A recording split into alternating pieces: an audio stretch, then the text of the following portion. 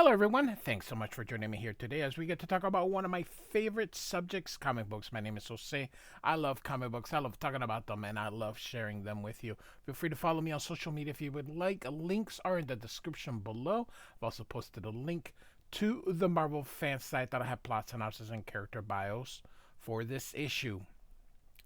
We are continuing our run to the Fall of the Mutants, X Factor number 20 from 1987, cover by Walter Simonson. He is not going to do the interiors. June Brigman is actually going to do the interiors. Simonson may have had to do some stuff on Thor. I don't know. But since he took over, we have now had a second fill-in artist. So no, third. We've had our third fill-in artist in 10 issues. So, but Simonson is essentially going to draw the next 10 issues. So he'll be drawing 21 through 30, I believe. All right, so in the cover you see Rusty, Richter, Artie, Skids, and then Jean Grey. I don't like having a code name for her, but even though it's Marvel Girl, they don't really call her Marvel Girl. So she's kind of just Jean Grey, which is silly to be using your real name instead of a character when everybody else has one. So, all right. So, this episode is called The Children's Crusade. And so Rusty is they're watching, they're making some food here, the kids are. And so we have Rusty here, whose power is fire. We have Richter, who can make earthquakes here. We have Leech, who's a basically able to negate powers. We have Artie, who cannot speak, but he projects like images instead. And then Skids, who's a former Morlock, and she's able to create force fields around her. So they're making lunch here, and they're watching what Iceman had done and said in the previous issue, and or our oh my gosh, our credits. Goodness gracious, that word was escaping me. Louise Simonson is our writer. June Brigman is the guest penciler, and Randy Emberlin is the guest inker. Bob Harris and Jim Shooter are in the editorial. And so you can see that they're making sandwiches here, and you can see the mayonnaise here. And so they continue talking about the events of the previous issue here. Richter talks to them about the them using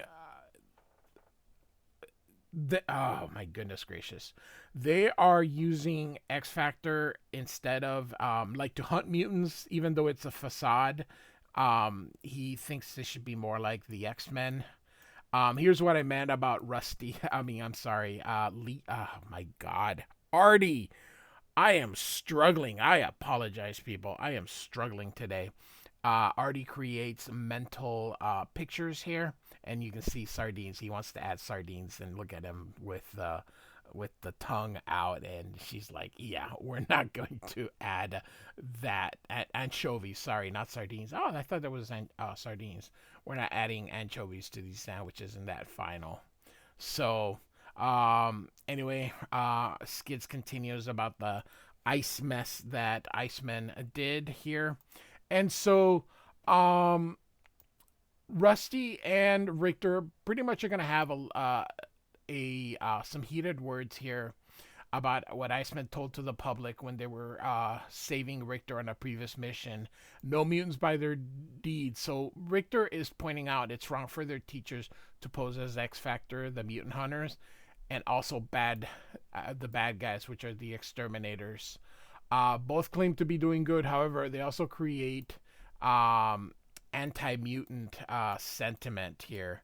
and you can see that Rusty is taking that, and you can see that he with his power, he shakes too much, causing the pressure to go out from the soda bottle here. And so, look, the Pepsi. And so she uses her force field to catches it because it's probably hot here. And Richter's just having a hard time here. And so his powers are getting out of control. And you can see Leech coming through, and you can see Richter saying the shaking. That's how it began in Mexico. I'm doing it again. We mutants, all of us, we all destroy it. And Leech is like, no, no powers. And so Rusty tells him, hey, where are you going? It's no big deal. We all had accidents with our powers when we first learned how to use them. No big deal. It caused an earthquake. And Skids is like, what did he mean about Mexico here? So now we got X Factor returning through the Morlock tunnels. These tunnels kind of become a way to get people underneath the city. So if you remember from the previous issue, and I do have a playlist, they were fighting 3 of the 4 horsemen. Death has not quite appeared yet. He'll be coming. And so they noticed that Iceman is has frozen himself, and the Beast, of course, is super sick. Now, Iceman's powers are a little bonkers by events that happened in Thor, as Loki used him to get the Frost Giants back. So I'm also covering that series. So I do have a playlist for Thor as well. And so Rusty uses his powers to thaw him out, and Iceman, for the first time ever, is actually able to feel the cold, and so he is freezing. Uh,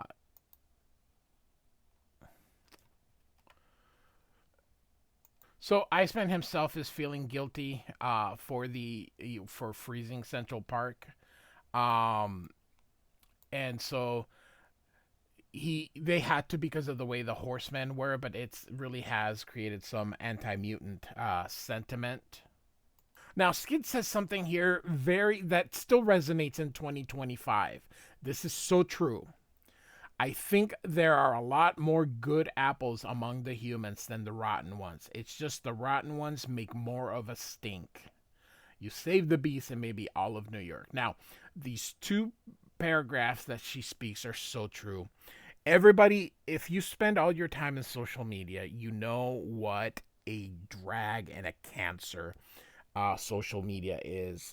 Part of what I do in my social media is just I have two X/Twitter accounts. I have one for sports. I'm a big sportaholic, particularly football, particularly college football. I love college football. And I not have a comic book one, and I stay out of politics. My thing is this: everyone's got an opinions, and opinions are like assholes. Everyone's got one. You feel how you feel. I feel how I feel, and that's the end of it. But lately, if you go to any social media account, particularly turning it into politics, where it's Facebook, Instagram, um, X, and my God, Blue Sky. It is non-stop. Blue Sky, particularly, I'm hardly ever in there because if you don't have a political opinion, particularly ultra left, you might as well not even participate in there. So I am not that political. But I find that these 2 paragraphs are still so available. Everybody, a few people just make such a stink that everybody, like, people just get outraged over anything nowadays. So, all right. And so you can see Iceman is still shivering. And Artie's like, we should take him to a hospital. Or the infirmary, sorry. And so, the Beast now is in the infirmary here.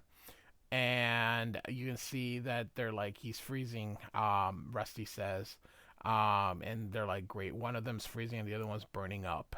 And you can see Caliban, whose Angel's replacement, is trying to help Cyclops keep the beast down here.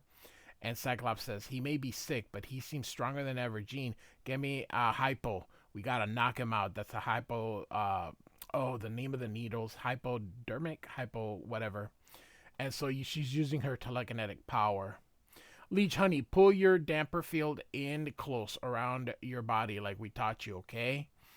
And so what it is he is going to keep Iceman from freezing. And so he wants him only to affect Iceman. He doesn't want Leech to affect everybody else's powers. And um, Marvel Girl says, listen, Leech, it looks like we're going to have to stick him. You're going to have to stick by him real close for a while. And he's like, no powers. And Iceman's like, you bet, kid, anything you say.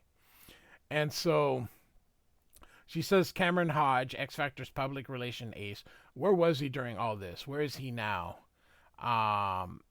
And Richter says, I was looking for him. He's disappeared. And she says, probably because we recognize his anti-mutant schemes. Good riddance to bad rubbish. And then Richter's like, is everybody sick here? And he bumps with Cyclops, and Cyclops says, listen, kid, we can handle it from here. And he's like, you rescue me, save me, please, I can help. And Cyclops says, why don't you go practice your powers or something? And Rusty's like, well, if you don't want us here. And he blames himself. He thinks Cyclops knows that he lost his powers, even though he didn't.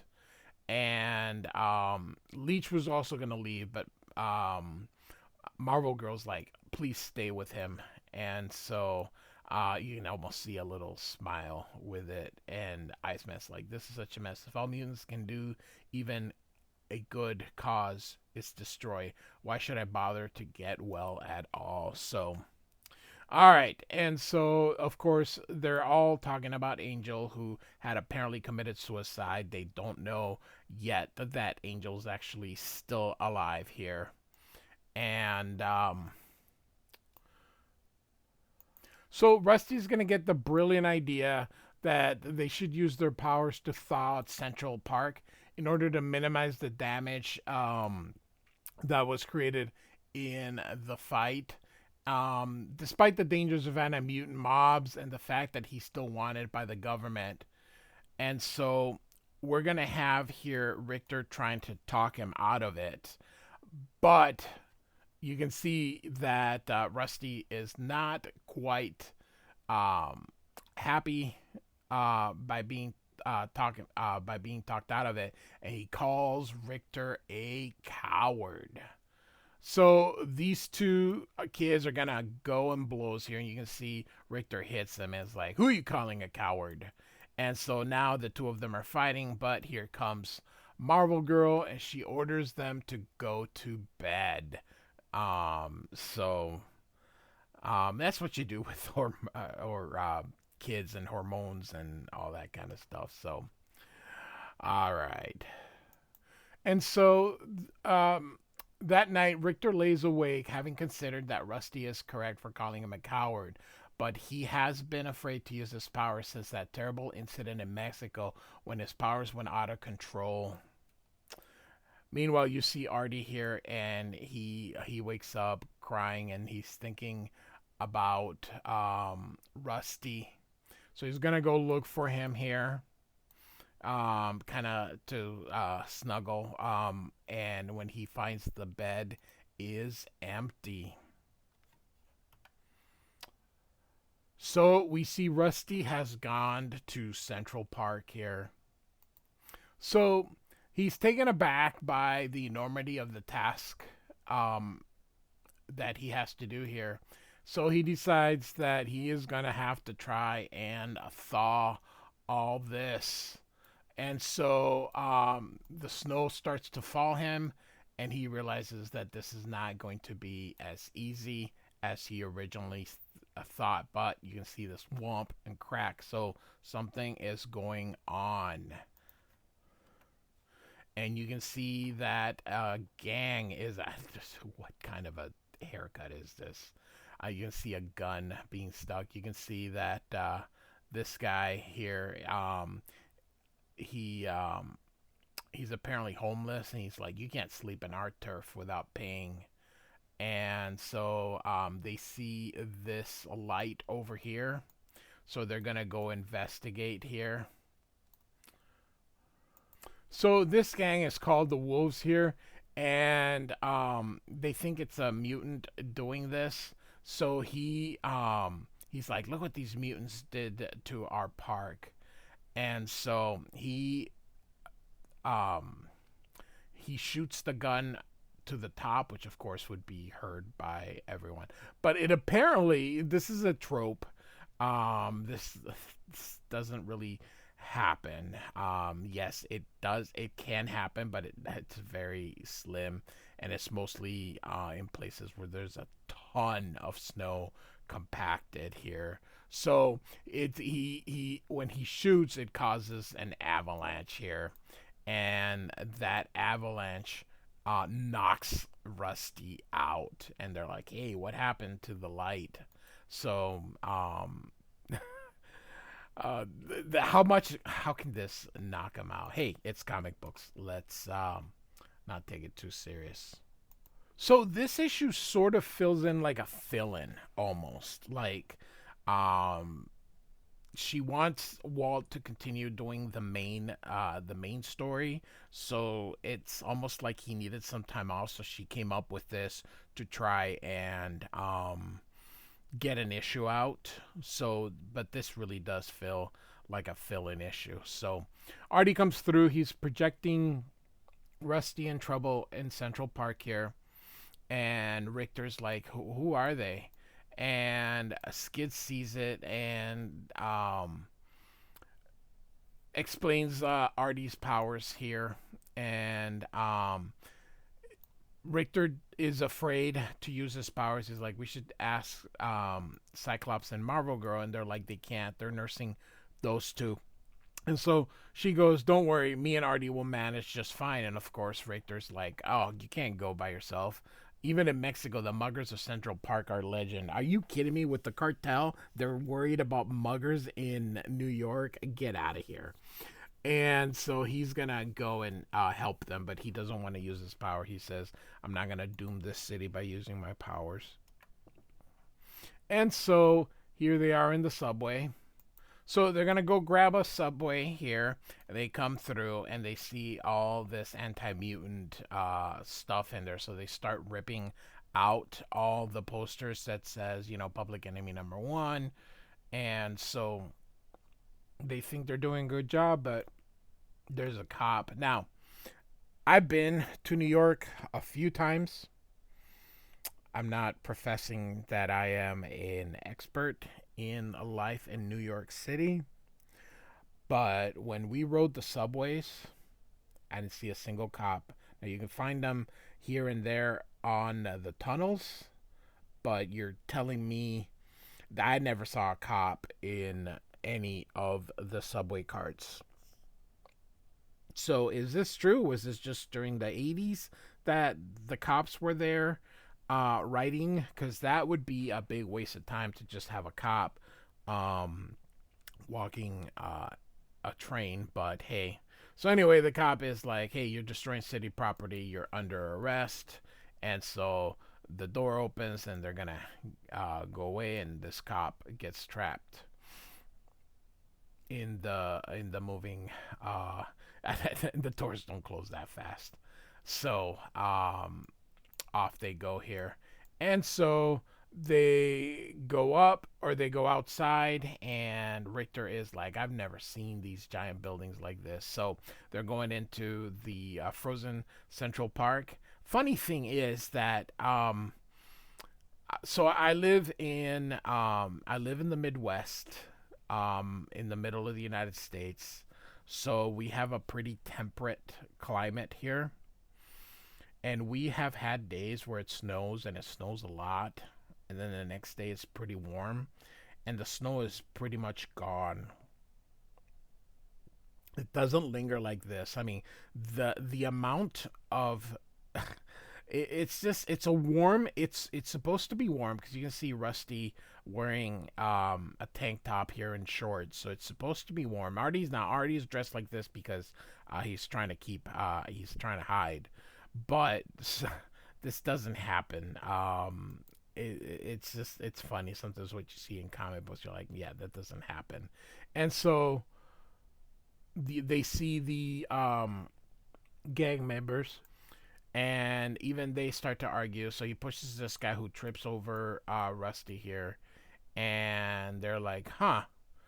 Um, and they wonder if he's the one that was glowing. And so when he wakes up, he gets startled, and he does go on fire. Now, his clothes should burn as well, unless maybe they are made out of. Oh, I that is one of the issues where they did say they were going to get clothes for unstable molecules, and so they start to shoot him, but Skids is there to protect them, and they see that the ice is going to fall him, so they are going to run away. And Richter, of course, is nervous, so he starts to shake, and she's like, "Calm down, it's okay, we saved him." And so Rusty thanks them for that, and he says, I can't melt all the ice, but I've burned concrete, and if concrete burns, water ought to burn." All right, so he's going to give it. This is the worst way, by the way, to get rid. You just create a heat, and that's it. You don't actually use fire on snow here. He's going to end up setting the park on fire, which he does. And so now he wanted to do that, and what he's done is he's made things worse here. And Richter is like, "Don't you see the firefighters? They'd be too late. All the fires caught the grass, even though the snow, not natural fires, um, not natural fire, Rusty's fire, hot enough to burn even the wetness. We gotta smother it, but how?" And he starts to shake. So now all this is going to fall, and he actually ends up saving it. So now the kids are ecstatic that he was able to put out the fire. And you can see Rusty is super happy. He's like, "Oh my God, you saved me twice." And you can see Skids, "Oh my God, you're so awesome." And so he's finally, I think, going to tell the story of what happened to him in Mexico here. And what essentially happened is that Rusty power, Richter's power got so out of control. He ended up swallowing his whole town. So he killed everybody in the town. And Rusty points out that he's responsible for hurting a woman with his power. So, of course, it was all an accident. Um, Skids and Rusty are going to, or I keep saying Rusty, Richter, are going to try to control, help control the powers to so that they can wipe out all this gunk in there. And of course, they locked it out. You can see him doing that, and so you can see here that Artie wakes Rusty up, and he's got all the kids in there, and Trish Tilby is on TV here saying, "Hey, viewers witness a confrontation between two gangs of warring mutants that result in the devastation of Central Park." The kids say, "Hey, why are you in uniform?" And so this part is because I've already covered this here. We just got a call. A gray mutant giant is terrorizing a town in Illinois. We'll be leaving in about 10 minutes. That's in Hulk 336 and 337. So I've already covered those issues. I do have a Todd McFarlane playlist. So if you'd like to see them, I also have a Hulk playlist. Check those out if you would like. And so they're referring to that. And so when they get up, they see that the there is the quote from Iceman. that the kids did.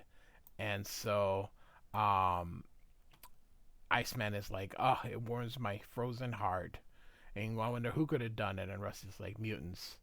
And so he says, you guys go. We'll handle X Factor's in good hands. So that's it. So the angel here says the angel lost his wing, he lost his life, but he left X Factor well provided for, didn't he? Next issue, Cameron Hodge shows his hand. Angel's will is read, and the master plan is revealed. So a bit, like I said, it seems like a bit of a fill-in issue. X Factor number 20, Louise Simonson and June Brigman, and the inker I cannot even remember. Um, I apologize for all the mistakes that I made um, during this, but hey, we can't all have an A game all the time. Like and subscribe. I do thank you so much for listening. Goodbye.